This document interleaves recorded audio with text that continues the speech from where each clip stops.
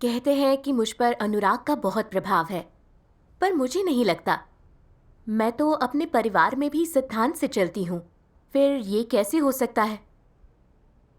कैसे बता सकते हैं कि आप पर भावनाओं का प्रभाव है या नहीं?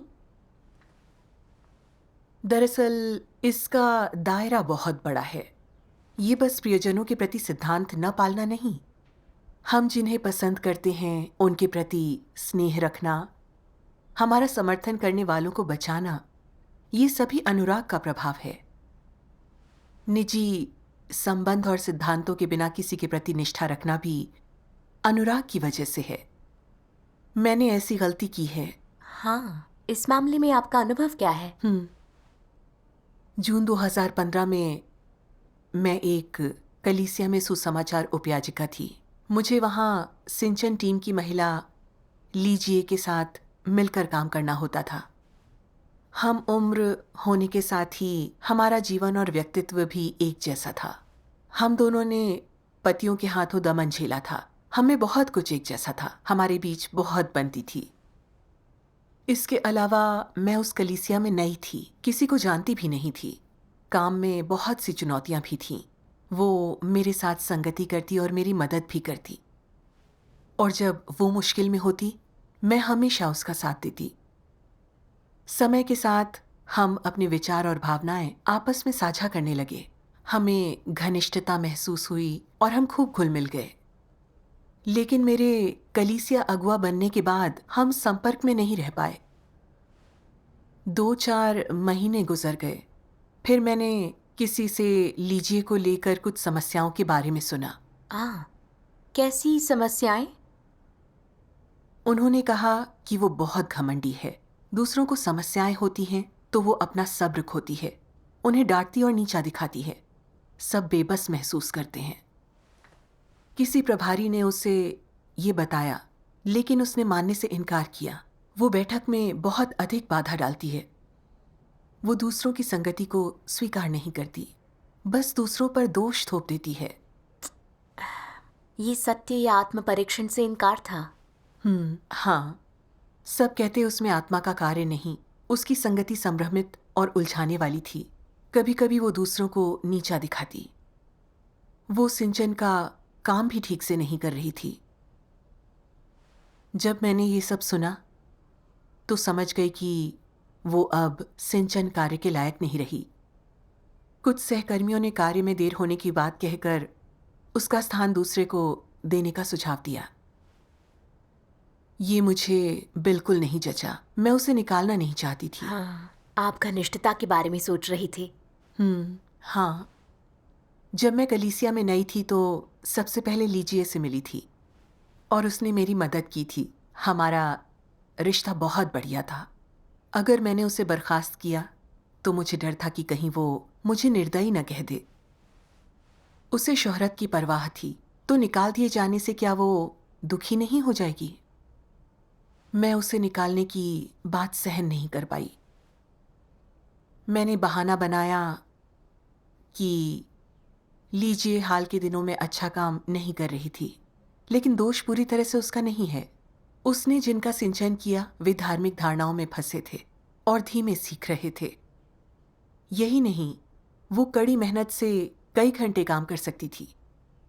अगर हमने उसे बर्खास्त किया तो उसकी जगह किसी अच्छे को ढूंढने में समय लगेगा, इसलिए बेहतर है वही रहे। मेरी बात सुनकर कुछ सहकर्मी हिचकिचाए। फिर सभी लोग अनिच्छा से फिलहाल उसे उस काम में रहने देने और किसी नए को ढूंढने को राजी हो गए।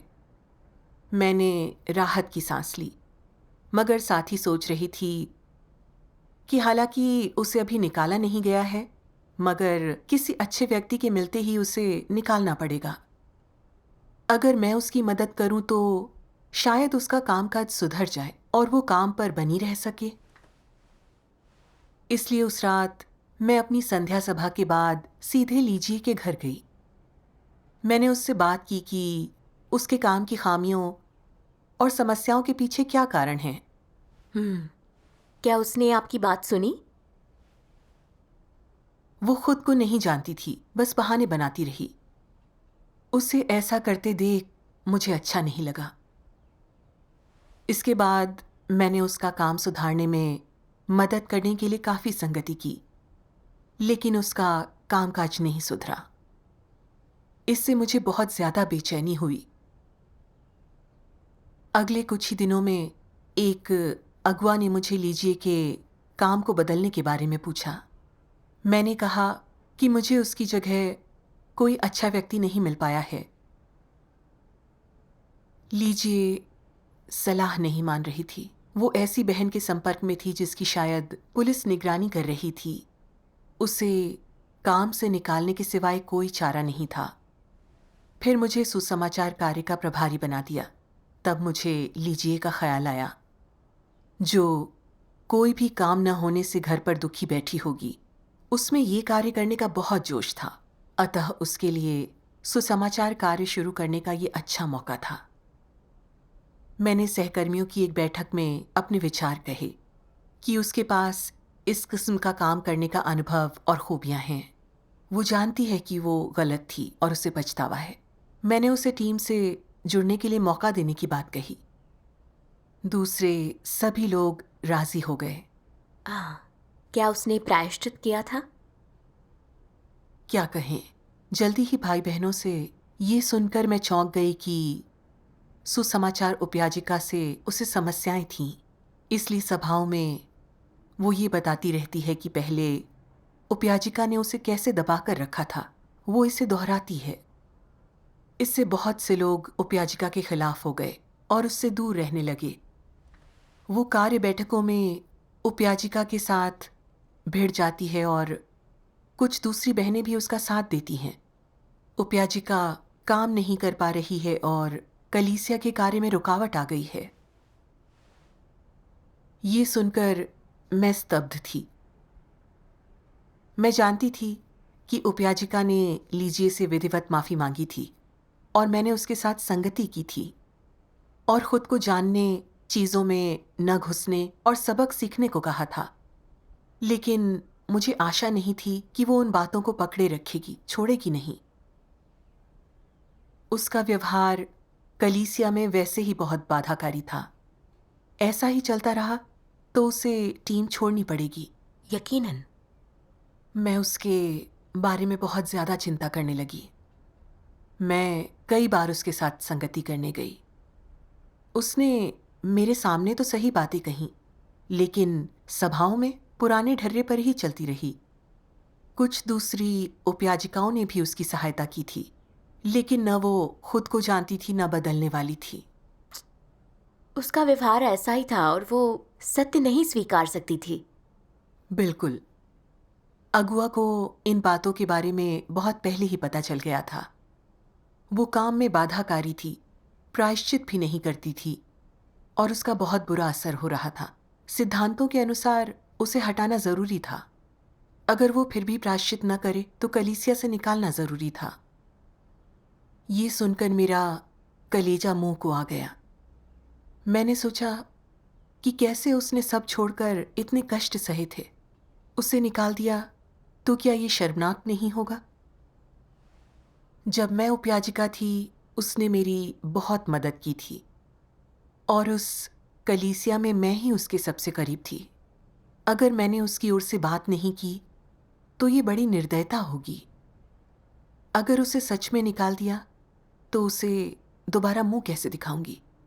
यकीनन वो मुझसे नाराज हो जाएगी, उसे सच में दुख पहुंचेगा। ऐसा सोचकर मैंने उन सहकर्मियों से कहा कि लीजिए कि कुछ समस्याएं ज़रूर हैं, लेकिन वो लंबे समय से सुसमाचार कार्य में सेवा कर रही है, तो शायद ये बहुत सख्ती हो जाएगी। मैंने उसे मौका और मदद देने का सुझाव दिया, इससे शायद वो बदल जाए। एक सहकर्मी ने बड़ी सख्ती से कहकर जवाब दिया, बहन शिन, आप सत्य के सिद्धांतों को छोड़कर भावना में फंसी हुई हैं। लीजी ने सुसमाचार कार्य में बहुत मेहनत की थी, मगर वो सत्य स्वीकार न करके नकारात्मक भूमिका निभाती है। उसने ईश गृह के कार्य को बाधित किया है। अनुराग के चलते उसे सिर पर नहीं चढ़ा सकते। इस पर जरा विचार करें। उसने जब ये कहा तो मुझे लगा कि मैं लीजिए के मामले में सच में सिद्धांतों को भूल गई थी, मगर फिर भी मैं इसे सहन नहीं कर पाई। मैंने चाहा कि अगवा उसे एक और मौका दे। सभा से घर लौटते वक्त मुझे लगा मानो सब घूम रहा है। मुझे आंखें खोलने में डर लगा। मैं चल भी नहीं पाई। मैं सड़क के किनारे ही बैठ गई। मुझे एहसास हुआ कि शायद परमेश्वर मुझे अनुशासित कर रहा है। मैंने मन ही मन प्रार्थना की। तभी परमेश्वर के कुछ वचन मन में कौंध गए। परमेश्वर कहते हैं, लोगों से परमेश्वर को ठेस पहुंचना किसी एक घटना या एक बात से न होकर उनके रवैये और उस स्थिति के कारण हो जिसमें वे हैं, ये एक बहुत ही भयावह बात है। परमेश्वर के वचनों ने मेरे दिल में थोड़ा डर पैदा कर दिया। मैंने जाना कि मैंने परमेश्वर के स्वभाव का अपमान किया था। मैंने आत्मचिंतन किया। मुझे एहसास हुआ कि जब मुझसे लीजिए को बर्खास्त कर उसे आत्मचिंतन करने देने को कहा तो मैंने परमेश्वर के घर के हितों का ध्यान नहीं रखा। मैं अड़ियल बनकर उसी का साथ दे रही थी। परमेश्वर के लिए मेरे दिल में कोई स्थान नहीं था और मैं उसका अपमान कर चुकी थी। बिल्कुल। मैंने शीघ्र परमेश्वर से प्रार्थना करके अपनी गलती मान ली। आशा की कि मैं आत्मचिंतन करूंगी। प्रार्थना के बाद मैं लड़खड़ाते घर पहुंची। फिर मैंने परमेश्वर के वचनों का एक अंश पढ़ा। मैं आपको पढ़कर सुनाती हूँ। ठीक है। परमेश्वर कहते हैं, कुछ लोग बेहद भावुक प्रकृति के होते हैं। अपने कथन और दूसरों के प्रति व्यवहार में वे भावनाओं से जीते हैं। वे हर व्यक्ति के लिए स्नेह महसूस करते हैं और वे हमेशा एहसान चुकाने के लिए बाध्य महसूस करते हैं। तुम कहोगे कि भावनाएं उनका घातक दोष है। उनके कार्य भावनाओं द्वारा नियंत्रित होते हैं, सत्य के अभ्यास या सिद्धांत के अनुसार नहीं। वे परमेश्वर के खिलाफ विद्रोह करते हैं। भावनाएं उनकी सबसे बड़ी कमजोरी हैं, उनका घातक दोष हैं, जो उन्हें पूरी तरह से बर्बाद करने में सक्षम हैं। अत्यधिक भावुक लोग सत्य का अभ्यास या परमेश्वर का आज्ञा पालन नहीं कर सकते। वे देह में लिप्त, मूर्ख और भ्रमित रहते हैं। भावनाओं में बह जाना उनकी प्रकृति होती है। वे भावनाओं से जीते हैं। इस अंश ने मेरे दिल को गहराई तक छू लिया। मैं अपने आंसू नहीं रोक सकी। मैं दूसरों के लिए अपनी भावनाओं के प्रभाव में थी। ये मेरी कमजोर नफ्स थी, मेरी घातक कमजोरी थी। लीजिए मेरी मदद करने को इतनी तैयार और तत्पर रहती कि मुझे उससे लगाव हुआ और समय के साथ वो जैसे मेरी अपनी बन गई। मैं उससे जुड़ी बातों में भावनाओं के प्रभाव में बोलती, उसकी भावनाओं के लिए परेशान रह के उसका साथ देती। मैं सिद्धांतों का उचित प्रयोग नहीं कर पाई। मुझे मालूम था कि वो अपना काम ठीक से नहीं कर रही थी, इससे बाधा हो रही थी। अच्छाई से ज्यादा तो बुराई थी और उसे तुरंत बर्खास्त कर देना चाहिए। लेकिन हमारी घनिष्ठता के कारण मैं उसे निकाल दिए जाने के बारे में चिंतित थी। भावनाओं के चलते मैंने बहाने बनाए ताकि उसे रखने के लिए दूसरों को आश्वस्त कर सकूं। मैं उसे काम में मदद भी करना चाहती थी ताकि उसका पद सुरक्षित रह सके। अगर हमारा रिश्ता ऐसा ना होता तो मैं उसके लिए इतना नहीं बोलती। दूसरे भाई बहन से मैं सिद्धांतों के अनुसार ही पेश आती। तब मैं समझ गई कि मैं अपने काम में पूरी तरह से अपने अनुराग के प्रभाव में थी। हर मोड़ पर सिद्धांतों का ध्यान रखे बिना उसे साथ और स्नेह दे रही थी। मैं परमेश्वर के घर के हितों का ध्यान नहीं रख रही थी। मेरा व्यवहार पूरी तरह से भावनाओं पर आधारित था, बहुत स्वार्थी था। मैंने परमेश्वर के कुछ और वचन पढ़े जिससे इस समस्या के प्रति मेरी आंखें और खुल गईं। आइए इसका एक वीडियो देखें। बढ़िया।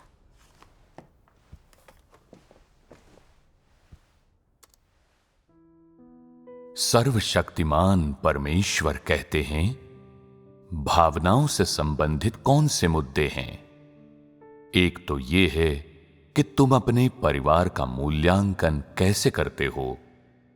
तुम उनके द्वारा किए जाने वाले कामों पर कैसी प्रतिक्रिया देते हो। उनके द्वारा किए जाने वाले कामों में शामिल हैं उनका कलीसिया के काम को अस्त व्यस्त और बाधित करना, लोगों की पीठ पीछे उनकी आलोचना करना, अविश्वासियों वाले काम करना इत्यादि। क्या तुम अपने परिवार के प्रति निष्पक्ष हो सकते हो? अगर तुम्हें लिखित रूप में उनका मूल्यांकन करने के लिए कहा जाए तो क्या तुम अपनी भावनाओं को एक तरफ रखकर निष्पक्ष और तटस्थ रूप से ऐसा करोगे? और क्या तुम उन लोगों के प्रति भावुक हो जिनके साथ तुम उठते बैठते हो या जिन्होंने पहले कभी तुम्हारी मदद की है? क्या तुम उनके कार्यों और व्यवहार के प्रति सटीक, निष्पक्ष और तटस्थ होगे? क्या तुम उन्हें हस्तक्षेप और घुसपैठ करते पाकर तुरंत उनकी रिपोर्ट करोगे या उन्हें उजागर करोगे?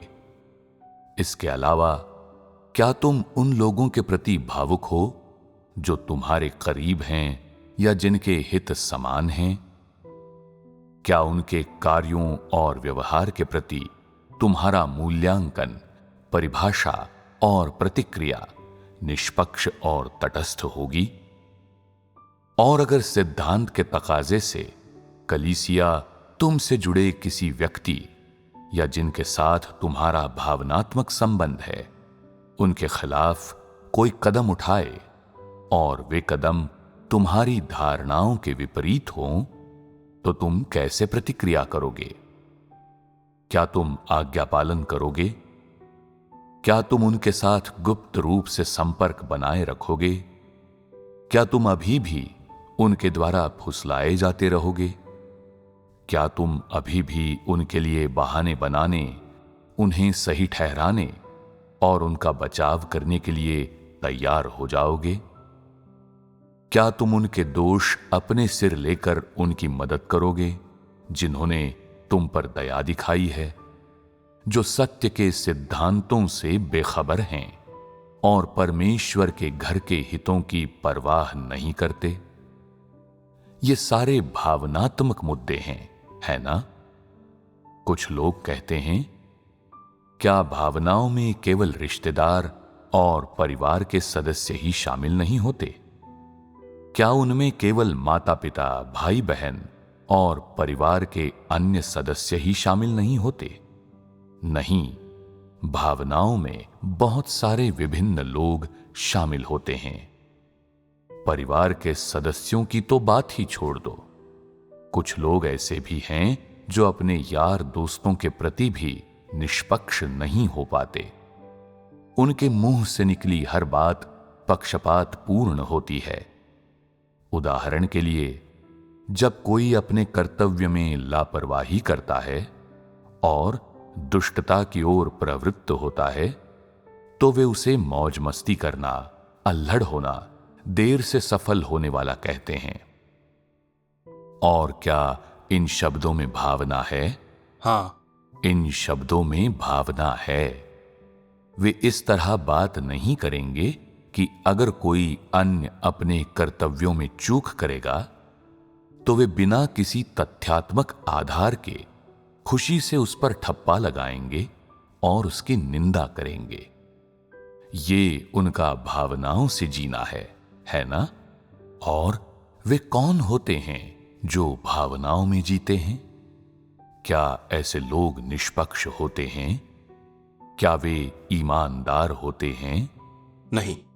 जो लोग देह की प्रवृत्तियों और रुचियों के अनुसार जीते हैं, वे भावनाओं से जीते हैं। मैं लोगों को अपनी भावनाओं को प्रकट करने का अवसर नहीं देता, क्योंकि मैं भावना रहित हूं और चरम कोटि तक लोगों की भावनाओं से घृणा करने लगा हूं। लोगों के बीच की भावनाओं के कारण ही मुझे एक तरफ कर दिया गया है और इस रीति से मैं उनकी नजरों में अन्य बन गया हूं। लोगों के बीच की भावनाओं के कारण ही मैं भुला दिया गया हूं। ये मनुष्य की भावनाओं के कारण है कि वो अपने विवेक को पाने के लिए मिले अवसर को पकड़ लेता है। ये मनुष्य की भावनाओं के कारण है कि वो हमेशा मेरी ताड़नाओं से थका रहता है। ये मनुष्य की भावनाओं के कारण है कि वो मुझे पक्षपाती और अन्यायी कहता है और कहता है कि चीजों को संभालते वक्त मैं मनुष्य की भावनाओं के प्रति असावधान होता हूं। क्या पृथ्वी पर मेरे भी सगे संबंधी हैं? किसने कभी मेरी तरह मेरे पूरे प्रबंधन की योजना के लिए भोजन या नींद के बारे में न सोचते हुए दिन रात काम किया है? मनुष्य की तुलना परमेश्वर से कैसे हो सकती है? वो कैसे परमेश्वर के सुसंगत हो सकता है? आमीन। आमीन। इसे पढ़ने से मुझे और स्पष्टता मिली कि अनुराग के प्रभाव में होना क्या होता है। परमेश्वर को इससे बड़ी घृणा है। इससे सत्य का उल्लंघन, दुष्टता और परमेश्वर का विरोध होता है। बिल्कुल। परमेश्वर ने मुझे उन्नत कर एक अगुआ बनाया, मगर अपने व्यवहार में मैं सत्य और सिद्धांतों के अनुसार उचित बर्ताव नहीं करती। मैंने सौहार्द के कारण लीजिए को बचाया और ज़रूरत होने पर भी उसे बर्खास्त करने से इनकार किया। मैं कलीसिया के हितों की बलि देकर परमेश्वर के घर में तरफदारी कर रही थी। इससे भाई बहनों के जीवन प्रवेश को हानि पहुंची और परमेश्वर के घर के कार्य में बाधा पैदा हुई। मैं गद्दार बन के खिलाने वाले हाथ को काट रही थी। क्या यह परमेश्वर का अपमान और प्रतिरोध नहीं था? ये सब समझ लेने के बाद मुझे पछतावा हुआ और मैं प्रार्थना और प्रायश्चित करने लगी। बाद की एक सभा में मैंने बताया कि हालात को संभालने में मैं किस तरह भावुकता के प्रभाव में थी। लीजिए के व्यवहार के आधार पर मैंने उसे काम से निकाल दिया। इस संगति के बिना मैं समझ नहीं पाती कि इसके परिणाम कितने गंभीर हो सकते हैं। मैं समझ रही हूँ कि भाई बहनों के साथ बातचीत में मुझ पर भावनाओं का प्रभाव होता है। मुझे इस पर गौर करने की ज़रूरत है। तो फिर लीजिए के साथ क्या हुआ? करीब 6 महीने बीत गए, फिर भी उसने अपने दुष्ट व्यवहार की कोई समझ हासिल नहीं की। अड़ी रही कि सबने गलत किया और अगुआ निष्पक्ष नहीं थी। कहती रही कि अगुआ उसे नीची नजरों से देखती है और द्वेष रखती है। अगुआ ने संगति कर उसके व्यवहार का विश्लेषण किया, मगर उसने एक न सुनी और बहाने बनाती रही। लीजिए ने उनसे मौन का खेल भी खेला, मूक विरोध में उनको पीठ दिखाती रही। वो शिकायत करती रही और दूसरों के बीच नकारात्मकता फैलाती रही। कहती कि उसने बहुत कष्ट झेले हैं पर आशीष मिले ही नहीं, जबकि अयोग्य लोगों को मिले। उसके संपर्क के कुछ भाई बहन उसका साथ देने लगे और उसे बचाने लगे। वो सत्य के विरुद्ध थी, बुरे स्वभाव की थी। वो हर मोड़ पर दुष्टता कर बाधा डालती थी। बिल्कुल। बहुत से लोगों ने कहा कि उसमें कम इंसानियत है। अपने मेजबान के घर में खाने को लेकर भी वो बड़े नखरे करती। अपनी मेजबान की शिकायत करती कि वो उसके लिए खाना नहीं खरीदती। अपने पैसे को लेकर वो कंजूस थी। गरीब होने का रोना रोती थी, जिससे लोग मूर्ख बनकर प्रेम के चलते उसकी मदद करते, उसे पैसे या कुछ चीजें देते और ये सब स्वीकार करके वो यूं जताती जैसे वे सब मदद करने को बाध्य हैं। वो परमेश्वर के घर में एक परजीवी थी। इन सब बातों से मुझे जो सत्य का अभ्यास नहीं करते हैं उनके लिए एक चेतावनी में शामिल परमेश्वर के वचनों का एक अंश याद आया।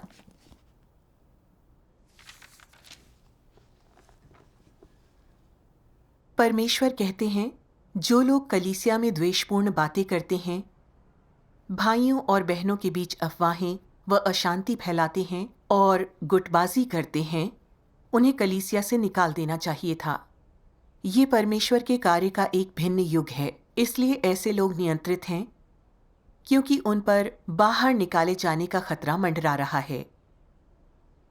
शैतान द्वारा भ्रष्ट लोगों के स्वभाव भ्रष्ट हैं। कुछ के स्वभाव पूरी तरह से भ्रष्ट हैं, जबकि अन्य लोग इनसे भिन्न हैं। न केवल उनके स्वभाव शैतानी हैं, बल्कि उनकी प्रकृति भी बेहद विद्वेषपूर्ण है। उनके शब्द और कृत्य न केवल उनके भ्रष्ट शैतानी स्वभाव को प्रकट करते हैं, बल्कि ये लोग असली पैशाचिक शैतान हैं। उनके आचरण ईश कार्य में गड़बड़ और भाई बहनों को अपने जीवन में प्रवेश करने में बाधा उपस्थित करते हैं और कलीसिया के सामान्य कार्यकलापों को क्षति पहुंचाते हैं। भेड़ की खाल में छिपे इन भेड़ियों का सफाया किया जाना चाहिए और शैतान के इन अनुचरों के प्रति सख्त और अस्वीकृति का रवैया अपनाया जाना चाहिए। केवल ये ही परमेश्वर के पक्ष में होना है, और जो ऐसा करने में विफल हैं, वे शैतान के साथ कीचड़ में लौट रहे हैं। आमीन। इन वचनों ने मुझे लीजिए के बारे में ज्यादा समझ दी। वो सत्य को नहीं स्वीकारती, बिना सकारात्मकता, बाधाकारी और आलोचनात्मक रहती। कलीसियाई जीवन को खराब करने वाला एक सड़ा सेब थी। आलोचना होने और काम छिन जाने पर भी उसने कभी प्रायश्चित नहीं किया, बल्कि असंतुष्ट रहकर अगुवाओं के बारे में शिकायत की। ऐसी सत्य से घृणा करती प्रतिशोधी, आक्रामक, दुष्ट इंसान को कभी बचाया नहीं जा सकता था। सही है। वो बस कलीसिया के कार्य में बाधा डालती, जैसे मुर्गियों के दड़बे में दौड़ती लोमड़ी मुर्गियां निगल रही हो। दुष्ट लोगों को निकालना ही चाहिए ताकि ईश गृह कार्य आगे बढ़े, हम उचित कलीसियाई जीवन जी सकें। परमेश्वर धार्मिक और पवित्र है। वो अच्छी इंसानियत और सत्य से प्रेम करने वालों को बचाता है, दुष्कर्मियों को नहीं। बिल्कुल। दुष्कर्मियों की प्रकृति सत्य से घृणा करने वाली होती है और कितने भी मौके मिलें वे प्रायश्चित नहीं करते। सत्य से प्रेम करने वाले भी भ्रष्टता दिखा सकते हैं, बाधाकारी और आलोचनात्मक हो सकते हैं, लेकिन इसके बाद वे आत्मचिंतन कर न्याय और ताड़ना को स्वीकार सकते हैं, प्रायश्चित कर बदल सकते हैं। कलीसिया ने लीजिए को बहुत से मौके दिए, लेकिन उसने प्रायश्चित नहीं किया। उसने अपनी आक्रामक बातें और बाधाएं बढ़ा दी। वो सार रूप में दुष्ट थी। कलीसिया के सिद्धांतों के आधार पर उसे निकालना जरूरी था। अगुआ होने के नाते मैं जानती थी उसके दुष्कर्म उजागर करने मुझे दूसरों के साथ संगति करके उसको निकालने के दस्तावेजों पर दस्तखत करने होंगे। मुझे ऐसा करने की इच्छा नहीं थी। चिंता थी कि कलीसिया से निकाले जाने पर उसका काम खत्म हो जाएगा। ये विचार आते ही मैंने प्रार्थना की और भावना पर काबू करने में मदद की विनती की। फिर मैंने वचनों के अंश 4 में ये पढ़ा, परमेश्वर और मनुष्य साथ साथ विश्राम में प्रवेश करेंगे। ठीक है, मैं पढ़कर सुनाती हूँ। बढ़िया। शैतान कौन है, दुष्टात्माएं कौन है और परमेश्वर के शत्रु कौन है? क्या ये परमेश्वर के प्रतिरोधी और अविश्वासी नहीं? क्या ये वे नहीं जो अवज्ञाकारी हैं, जो विश्वास का दावा करते हैं परंतु उनमें सत्य नहीं, जो सिर्फ आशीष पाना चाहते हैं और परमेश्वर की गवाही नहीं दे पाते? तुम अभी भी इन दुष्टात्माओं के साथ घुलते मिलते हो और उनके प्रति साफ अंतःकरण और प्रेम रखते हो, लेकिन क्या ये शैतान के प्रति सदिच्छा प्रकट करना और दुष्टात्माओं से संबद्ध होना नहीं? यदि आज भी लोग अच्छे बुरे में भेद नहीं कर पाते, परमेश्वर की इच्छा जानने का इरादा न रखते हुए उसकी इच्छाओं को अपनी इच्छा मानने में असमर्थ रहते हैं, आंख मूंद कर प्रेम और दया दिखाते हैं, तो उनके अंत और भी अधिक खराब होंगे। देहधारी परमेश्वर पर विश्वास न करने वाला उसका शत्रु है। शत्रु के प्रति साफ अंतःकरण और प्रेम रखना क्या धार्मिकता का अभाव नहीं है? जिनसे मैं घृणा या विरोध करता हूँ, उनसे अगर तुम सुसंगत हो और तुम तब भी उनके प्रति प्रेम और निजी भावनाएं रखते हो, क्या तुम जानबूझकर परमेश्वर का प्रतिरोध और अवज्ञा नहीं कर रहे हो? क्या ऐसे व्यक्ति में सत्य होता है? यदि लोग शत्रुओं और दुष्ट आत्माओं से प्रेम करते हैं और शैतान पर दया दिखाते हैं, तो क्या वे जानबूझकर परमेश्वर के कार्य में रुकावट नहीं डाल रहे हैं? आमीन। इस अंश को पढ़कर मैंने बहुत दोषी महसूस किया। मैं जानती थी कि वो उपद्रवी और बुरी थी जो कभी प्रायश्चित नहीं करेगी, एक दुष्कर्मी जो सार रूप से सत्य से घृणा करती थी। मगर मैंने अभी भी उससे लाड़ किया, हमेशा उसे कलीसिया में रखना चाहा। मैं शैतान का साथ देकर परमेश्वर के विरुद्ध जाकर कलीसिया के कार्य को हानि पहुंचाने में एक दुष्कर्मी की मदद कर रही थी। शैतान के फलसफे मनुष्य भावनाओं से मुक्त कैसे हो सकता है मुझे रास्ता दिखा रहे थे। मैंने दूसरों के साथ संबंध को मूल्यवान माना था, ये सोचकर कि नेक इंसान होने का यही एकमात्र रास्ता है। बाकी सब निर्दयता है और दूसरे मुझे ठुकरा देंगे। मेरी ये सोच बिल्कुल हास्यास्पद थी। ये सही लगते हैं और इंसानी धारणाओं से मेल खाते हैं, मगर ये सत्य और सिद्धांतों के विरुद्ध हैं। हाँ, अगर हम सभी लोगों के प्रति भावुक और स्नेही हों, तो ये दूसरों से प्रेम करने का असैद्धांतिक तरीका है। हाँ, परमेश्वर चाहता है कि हम दूसरों के साथ सिद्धांत से पेश आएं, भाई बहनों के प्रति प्रेम दर्शाएं, दुष्कर्मियों, गैर विश्वासियों, दानवों और शैतान को ठुकराएं। इन किस्मों के लोगों के साथ भावुक होना क्या बेवकूफ़ी और भ्रम में होना नहीं है? इस प्रेम में समझ और सिद्धांत नहीं है, ये बेवकूफ़ी से होता है। इससे हम दुष्कर्मी का साथ देकर परमेश्वर के घर को नुकसान पहुंचाते हैं। परमेश्वर का धन्यवाद, आपकी समझ बढ़िया है। अब मैं समझी कि हम भावनाओं में नहीं खो सकते। हमें समझना होगा कि किससे प्रेम दिखा सकते हैं और किसे ठुकराना होगा। हमें इस सिद्धांतों पर चलना होगा। बिल्कुल।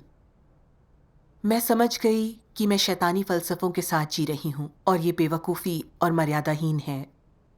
जानती थी कि लीजिए सत्य नहीं स्वीकारेगी, वो कलीसिया को बाधित करने वाली दुष्कर्मी है और उसे निकालना ज़रूरी है। लेकिन मेरी भावनाओं, अनुराग ने मुझे रोका था। मैं उसे दुलारती रही। ये मेरे लिए दर्द भरा, थकाऊ और बांधने वाला था। जिन सत्यों को मैं समझती थी उनका अभ्यास न करके मैं परमेश्वर के विरुद्ध लड़ रही थी। परमेश्वर के अनुग्रह और उद्धार का आनंद लेकर उसी के विरुद्ध काम कर रही थी। शैतान और दुष्कर्मी की रक्षा कर रही थी। मुझ में अंतरात्मा और समझ नहीं थी। आखिर ये स्पष्ट हो गया कि भावना के प्रभाव में होना परमेश्वर और सत्य से मुंह मोड़ना है। वर्षों से परमेश्वर मेरे भीतर इतना कार्य करता और बड़ी कीमत चुकाता रहा है। मैंने बदले में उसे कुछ भी नहीं दिया, बल्कि मैं शैतान के साथ खड़ी थी। इस बारे में इस तरह सोचकर मैं पश्चाताप और अपराध बोध से भर गई। फिर आराधना कार्यों में मैंने परमेश्वर के वचनों का ये अंश पढ़ा। मैं पढ़ती हूँ। परमेश्वर के वचन व्यवहार में किस सिद्धांत की अपेक्षा करते हैं? जिससे परमेश्वर को प्रेम है उससे प्रेम, और जिससे उसे घृणा है उससे घृणा करो। परमेश्वर सत्य का अनुसरण और उसकी इच्छा का पालन कर सकने वालों से प्रेम करता है।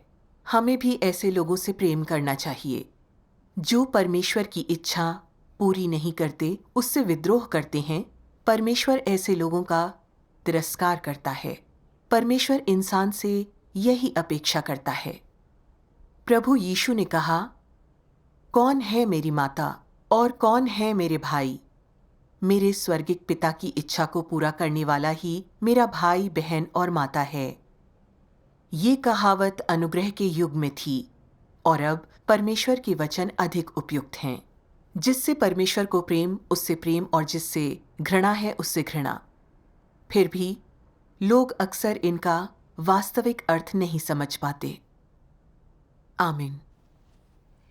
अभ्यास के लिए इस सिद्धांत के बारे में स्पष्टता मिली, जिससे परमेश्वर को प्रेम, उससे प्रेम, और जिससे घृणा है उससे घृणा। सच्ची आस्था, सत्य का अनुसरण और काम में निष्ठा रखने वाले ही सच्चे भाई बहन हैं। सिर्फ वही प्रेम के लायक हैं। जो लोग सत्य स्वीकार न करके कलीसिया में बाधा डालते हैं, सत्य और परमेश्वर से घृणा करते हैं, वे दुष्ट, गैर विश्वासी, दानव और शैतान हैं। वे नाराजगी और धिक्कार के लायक हैं। सिद्धांतों और परमेश्वर की इच्छा के अनुसार पेश आने का यही रास्ता है। जिससे परमेश्वर को प्रेम, उससे प्रेम, और जिससे घृणा है उससे घृणा। ये अद्भुत सिद्धांत है। विश्वासी बहुत से हैं, सच्चे और झूठे। कुछ सत्य से प्रेम करते हैं और कुछ घृणा। इसीलिए हमें सत्य के सिद्धांतों के अनुसार पेश आना चाहिए। बिल्कुल। इसके बाद एक सभा में मैंने संगति की कि दुष्ट व्यक्ति कौन है और उसे कैसे पहचाने। मैंने लीजिए के व्यवहार पर रोशनी डाली। मैंने किसी को कलीसिया से निकालने के सिद्धांतों पर भी संगति की, और सब सत्य समझ गए तो उन्होंने लीजिए के दुष्कर्मों को उजागर किया। आखिरकार उसे बाहर निकाल दिया गया। परमेश्वर का धन्यवाद। इसके बाद मैं परमेश्वर के प्रति आभार से भर उठी।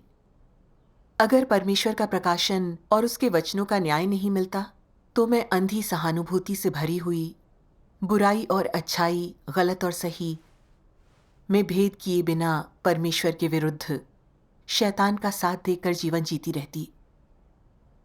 परमेश्वर के वचनों ने अनुराग के प्रभाव के खतरे और परिणाम समझाए, ताकि मैं लोगों के साथ सत्य के सिद्धांतों के अनुसार पेश आ सकूं। मैं परमेश्वर के प्रेम और उद्धार के लिए उसकी आभारी हूं। परमेश्वर का धन्यवाद। परमेश्वर का धन्यवाद।